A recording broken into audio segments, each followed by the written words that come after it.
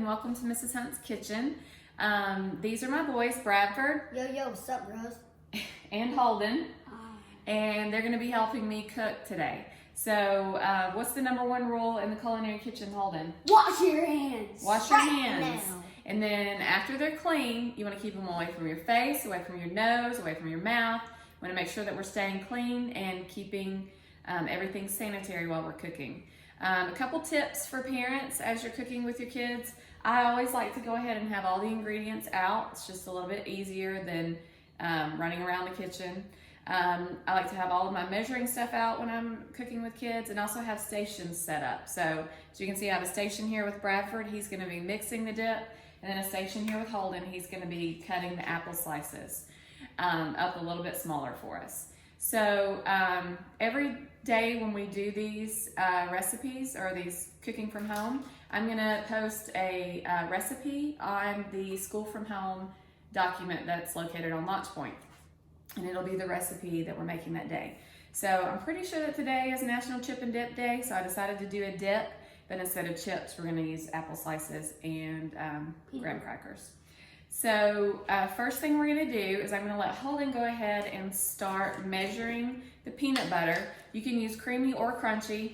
We tend to like creamy a little bit better. Or chunky. So we're using creamy today. So Holden, you're gonna start dipping out the peanut butter and putting it into this, fill it all the way up. And Bradford is gonna start measuring the brown sugar. Remember, you can pause the video. Right, if you need to pause to catch up with us, you can definitely pause the video. You can wipe it on the side like this, see? Ooh. So keep filling it up. Ooh. This is brown sugar. And so Bradford, you're gonna just scoop it in there, and this is gonna be packed brown sugar. When you're measuring brown sugar, you always wanna make sure that it's packed. So it's packed tightly in the measuring cup. So Bradford, you're gonna scoop down in there. No, you cannot lick it off. Just wait till the end. Keep putting it in there. All right, so when you're measuring brown sugar, you wanna make sure it's filled all the way up, and you can use the bag like I'm doing here to pack it down in there. So scoop again, and then pack it down in there. All right, so it should be pretty level on the top. We wanna make sure that we're getting good measurements. All right, dump that in there, Bradford. So funny. It was a funny noise. All right, so let me help Holden out a little bit here, getting the peanut butter. It's a little bit messy. Don't lick your fingers. Mom, can I crush it?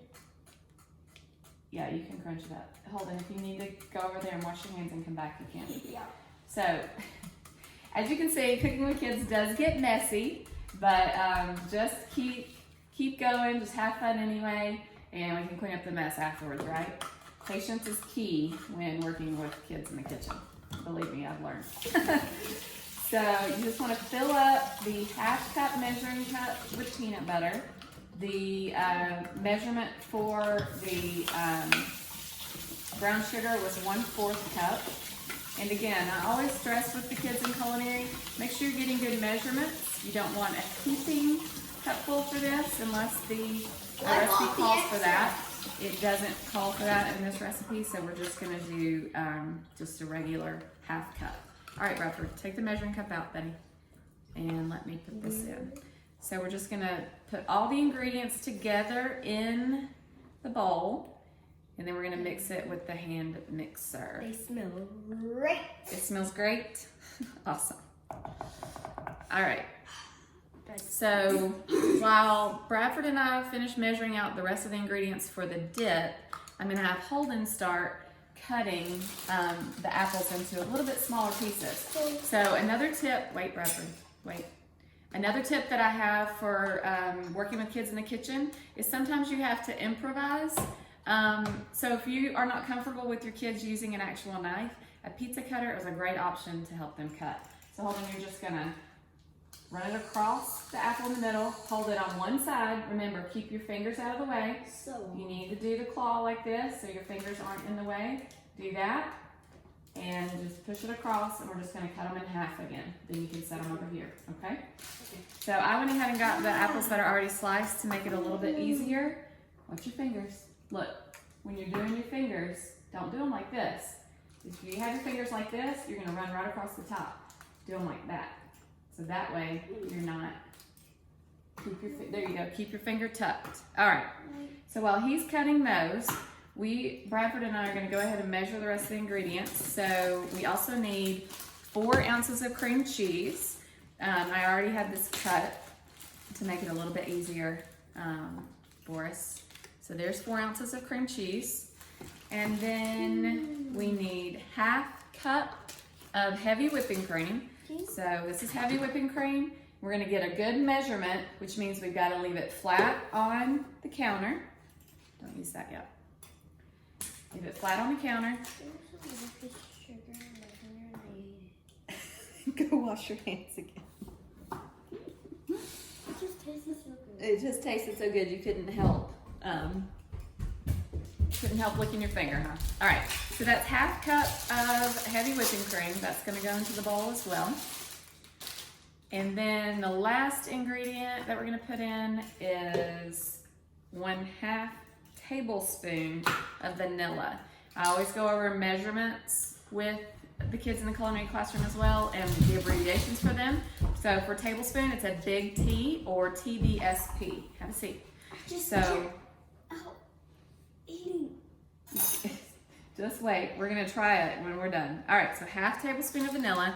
So pour it very carefully and make sure you get a good measure. Now pour it in, Bradford.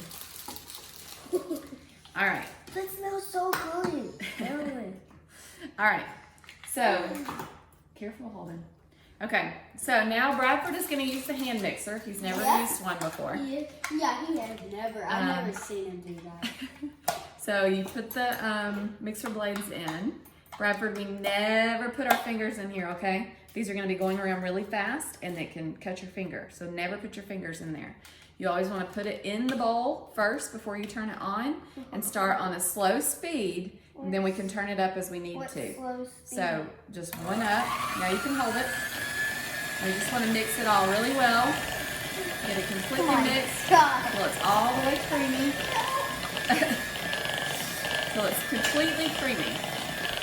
And all the chunks are gone, Bradford. You got it? You can hold it with 2 hands if you need to. Keep it down in the bowl or stuff will go everywhere. We don't want that to happen. It's so cool because in the middle you can see the swirls going there. Oh, can I see? Keep it down in there. It looks so disgusting. Oh, then. It doesn't look disgusting. It smells really good, doesn't it, Bradford? It smells. We want to make sure that we get all the chunks. Don't smell that. If you cut your nose off. Just don't stick your nose down in there. All right. So let me see it real quick, Bradford. Let me see if I can get some off the sides here. No. Put it. Look what happens when you. All right. It says that you're gonna probably mix it about 2 minutes. If you have a stand mixer, it might be easier to use that. I'm old school though and use hand mixer for most everything. So once it gets completely mixed and smooth and fluffy and creamy, that's when it's done. So we can, all right.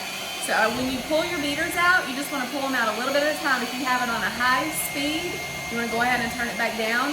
Pull it out a little bit at a time. Let the excess stay in the bowl, and then just turn it off. All right. I want to taste some. All right, you may. Then you're not going to touch again.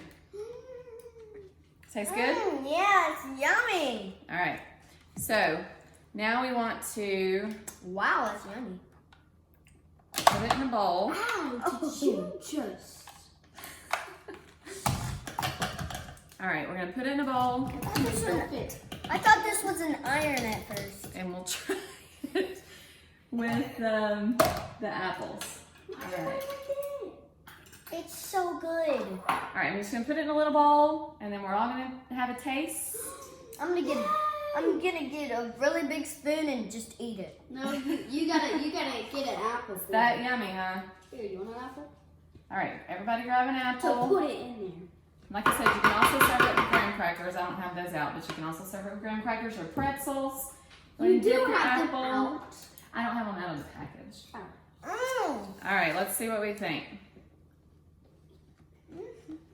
good. Super yummy. So,